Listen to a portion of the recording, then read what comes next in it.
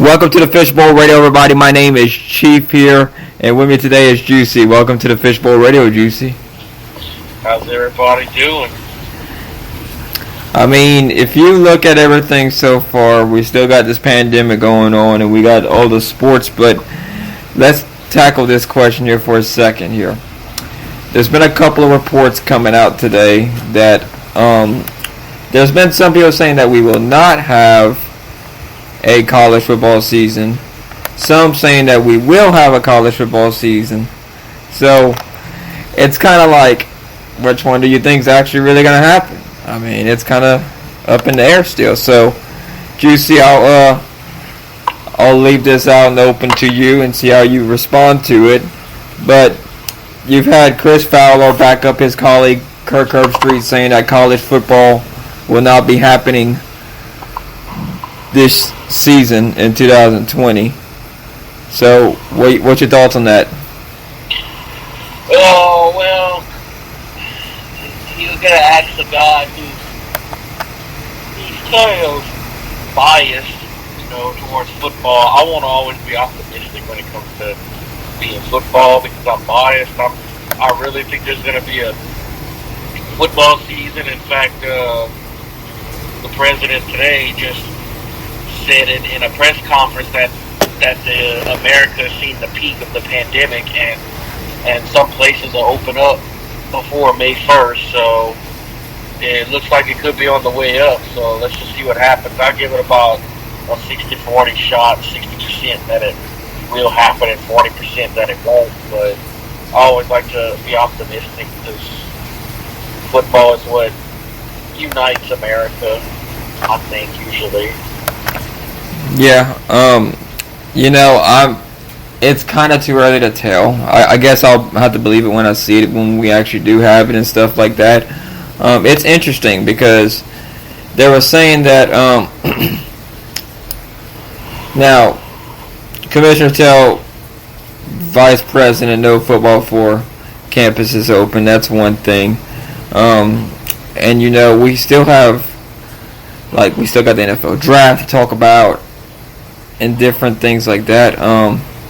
It's just like, what is the next step of all this stuff here? You've had different conferences already asking for relief, like the American Athletic Conference, the Sun Belt, Conference USA. That's been... Yeah, these conferences are kind of in a bind. Yeah, but this is why I think we've already documented on this channel, if you're listening to us on YouTube, and if you're listening to us on Spreaker, Spotify, however you're listening to us, we've already documented what a loss of a whole entire football season would have on not just fall sports, but all sports in general, because football is king in America, and they make a bunch of money, which funds a bunch of these other sports. Yeah, that's true too. Football's the moneymaker here in America, even though some people would tell you baseball.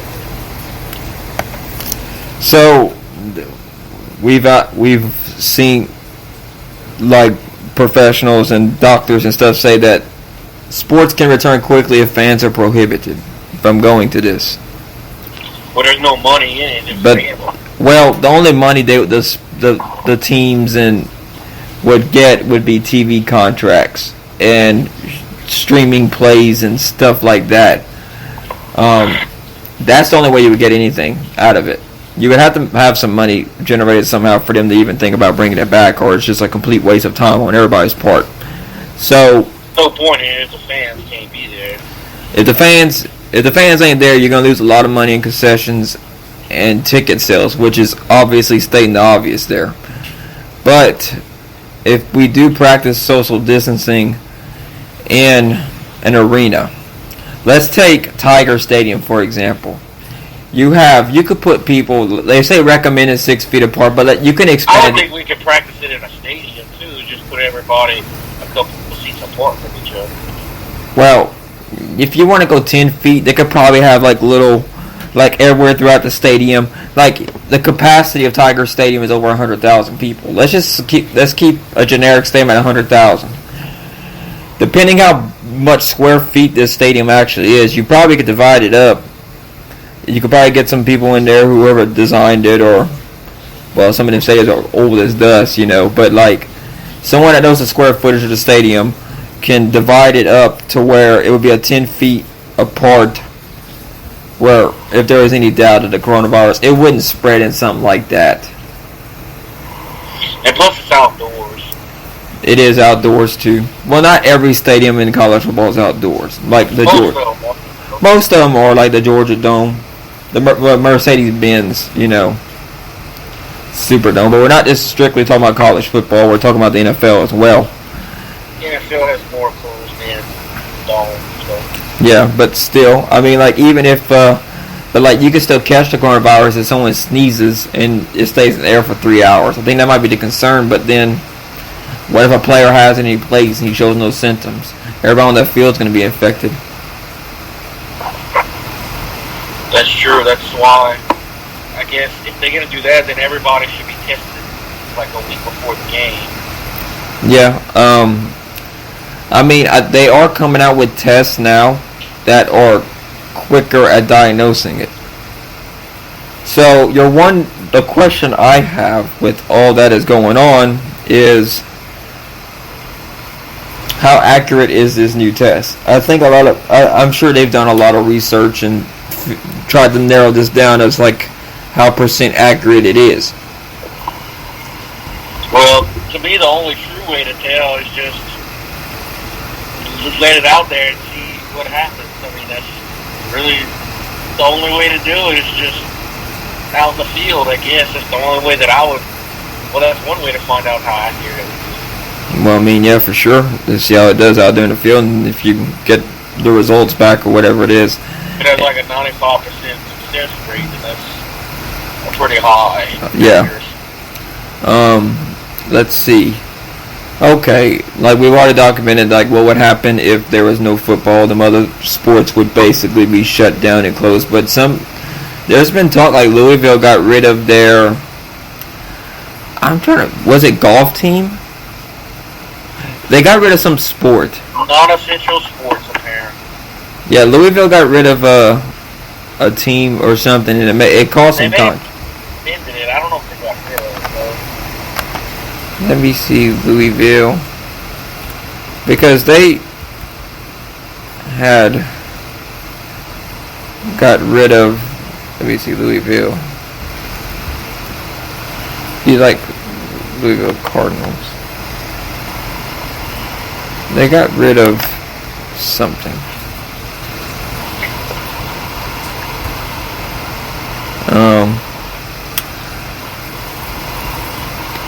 Let's see if they'll pop up or anything.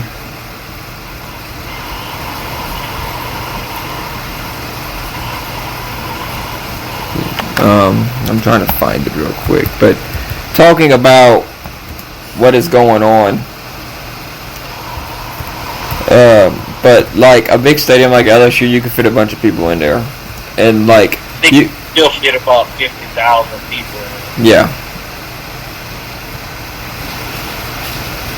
And not only the empty stadiums are doing good, but a lot of times the players feed off the energy of the crowd too. Yeah, even if you have like only a small stadium like Cajun Field would suffer, but you can still fit a good bit of people in there anyway. Cajun Field holds, I think, 39,000. Yeah, but still fits about.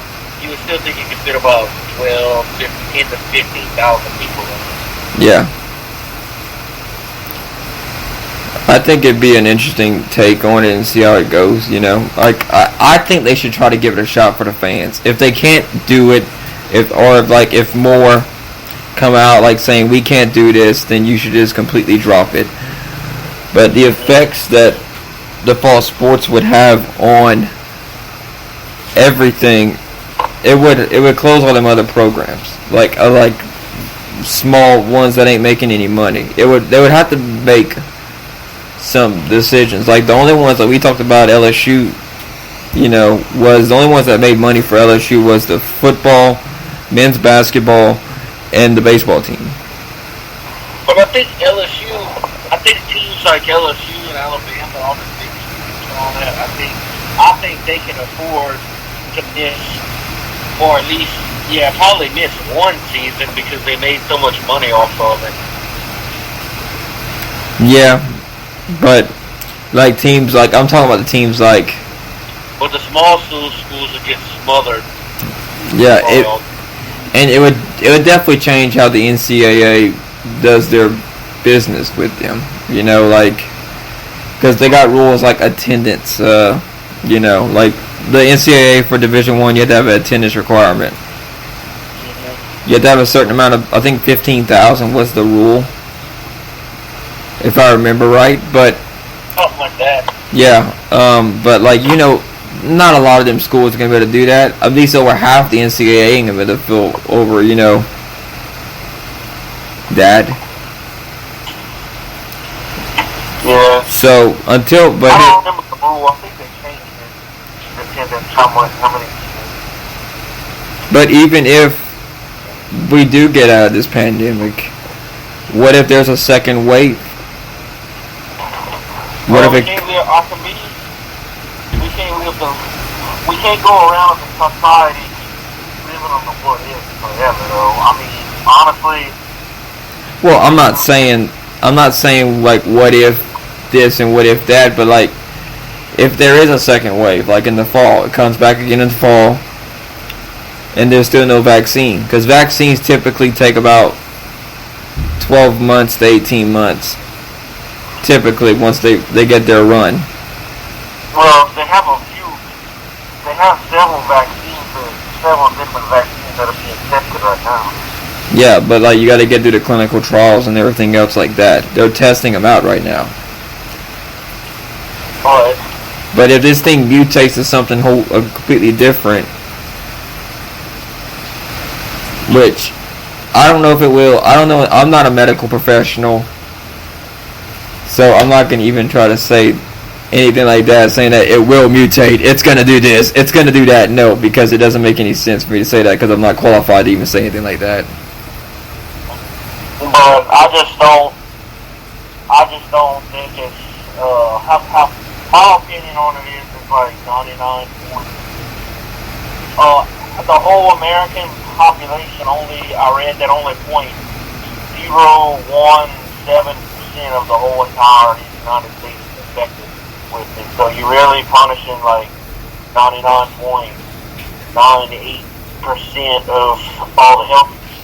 I've seen articles that stated that if the United States did not participate social distancing, 1 to 2 million Americans would have died. Yeah, but a lot of that is scare tactics too, though, honestly. Well, I mean, like, I don't know. I mean, it could actually happen. That could have killed 1 to 2 million people, because the risk factors for it, like the effects of who it actually kills and everything, which got percentages all over the way about it. Like, high blood pressure, diabetes is one of them, too. Well, yeah, but that's really with any disease, though. Diseases usually kill the same group of people anyway. But I mean, still, you don't want to try to, like, I wouldn't want to risk my family, is what I'm trying to get at. I hear you. You're right about that. I don't know. Nobody ever acts like this for the flu or any other sickness, so what's the big fuss about this one? So. I think the one that a lot of people are making the point about is because there's no vaccine for it. Yeah, but at least you have an option. Like, if you don't want to get the vaccine for it, that's on you. I mean, you can trust your own body. That's your own decision. But look at I just look at the mortality rate without the vaccine. It's not even, it's not even 2% the mortality rate without a vaccine. So it ain't like a vaccine's gonna come in and make that much of a difference, honestly. Well, I mean, I guess we'll see what happens. I mean, it's going to be the vaccine ain't going to really change the mortality rate that much. Well, I mean, like, what about the whole thing with polio and stuff? Polio is just, polio is one of those that are eradicated now because of medicine and all that. But it really wasn't killing that many people either. Well, I mean, but then pretty bad back in 100 years ago. it seems like every 100 years we have a pandemic that happens around the world. Which it, yeah, because I mean, like if you look at the whole history of pandemics in human history, you know, you had the Black Death, you know. That's probably the worst. And I mean, you have several others that have happened. I know that's my thing though. People treat it like it's bubonic plague in Europe in the 14th century, whenever it killed off a third of the population of all of Europe. I mean, it's nothing, nowhere near like that. Well, like, look, some people are saying like the government's not telling us that everything. Well, you gotta, you know what? I'm gonna defend the government on this one. Have you seen everybody act out when this first got, like, if you go to your local grocery store, you could probably figure this out on your own.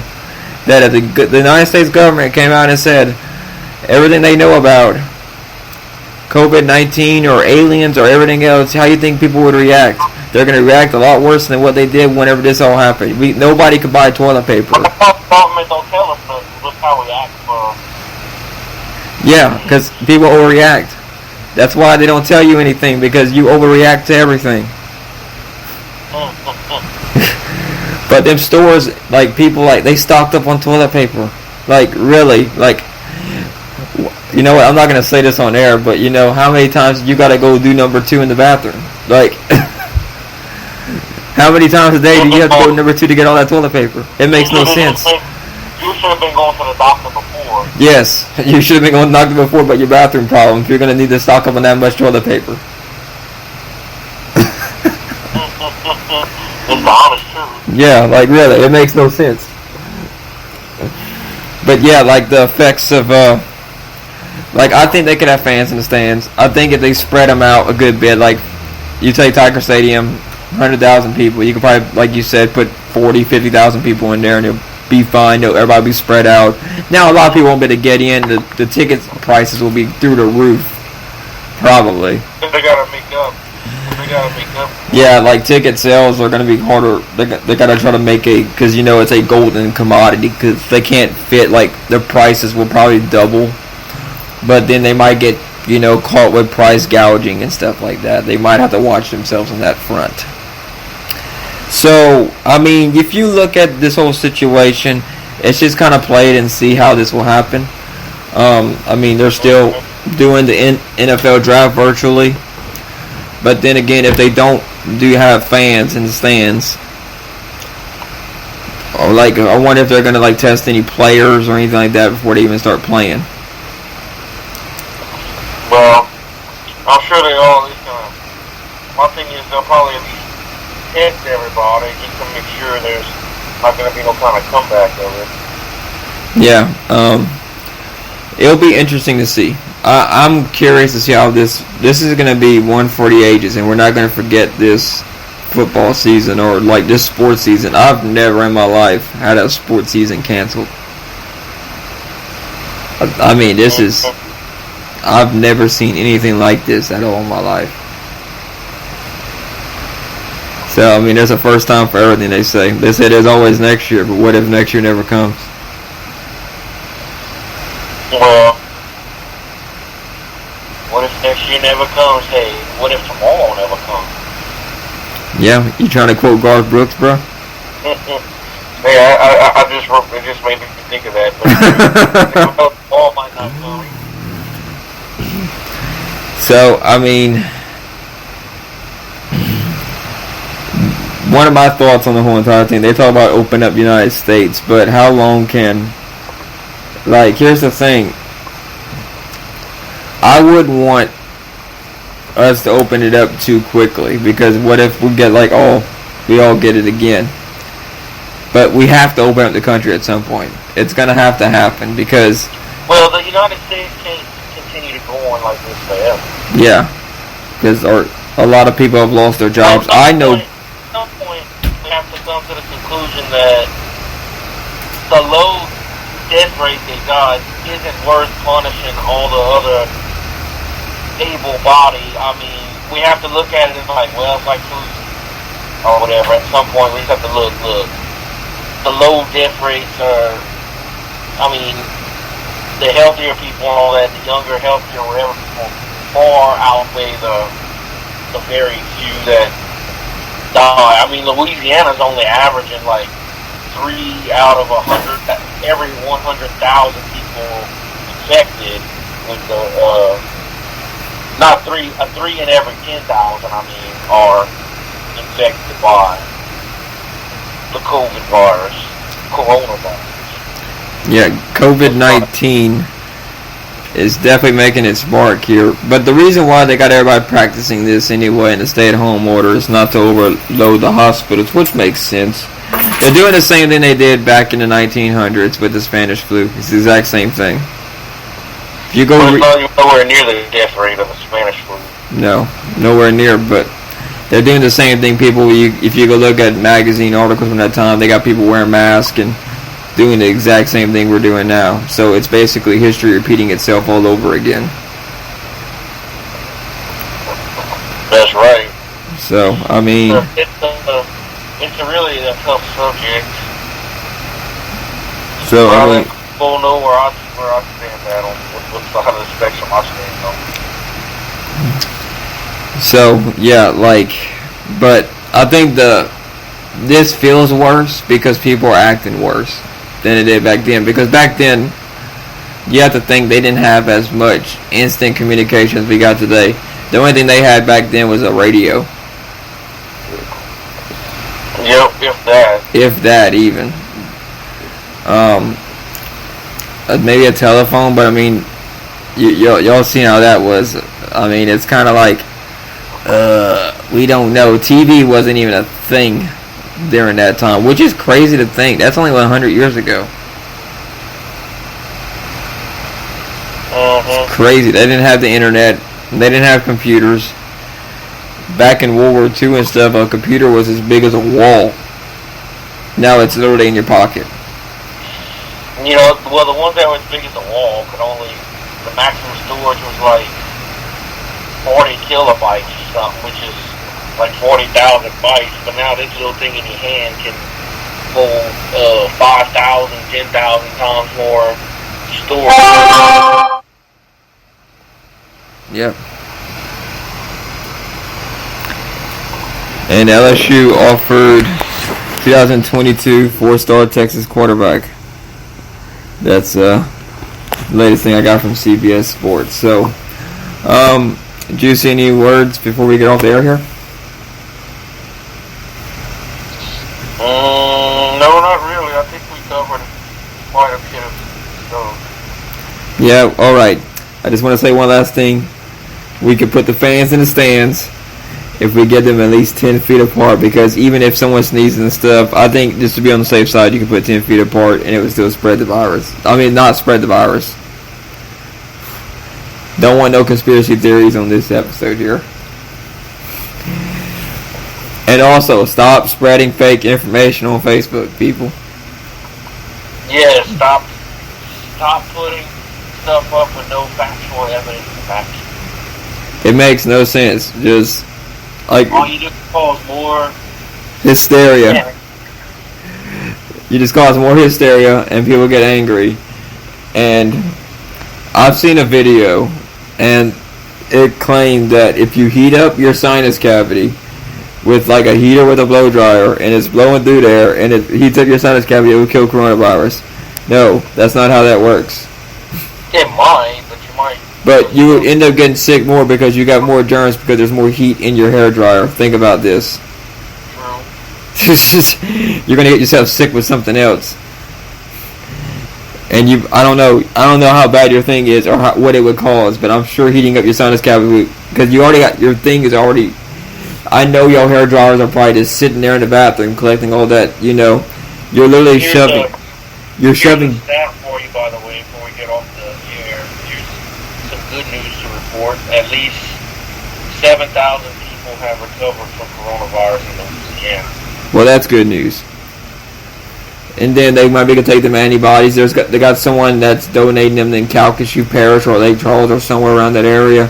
They're donating their plasma, which they survived the coronavirus, so they might be able to do something off of that. And there's an Opelousas doctor that's currently working on the vaccine. So, I mean, we got that story up on our Facebook page.